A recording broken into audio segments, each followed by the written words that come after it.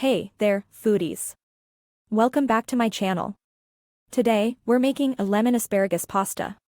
Let's dive into this deliciousness. For this recipe, you'll need fresh asparagus spears, washed and trimmed. Your favorite pasta, I'm using linguine, zest and juice of a lemon. Extra virgin olive oil. Minced garlic. Salt and freshly ground black pepper. Grated Parmesan cheese for that perfect finish. First, we'll blanch the asparagus.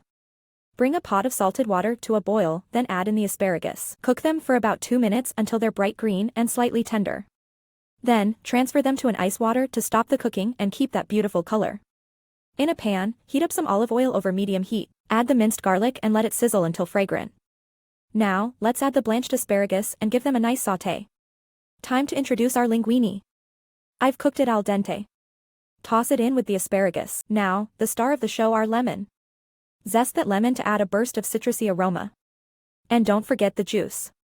Add a sprinkle of salt and freshly ground black pepper for that perfect seasoning. And of course a generous sprinkle of Parmesan cheese. And there you have it, my friends. Thanks for joining me today.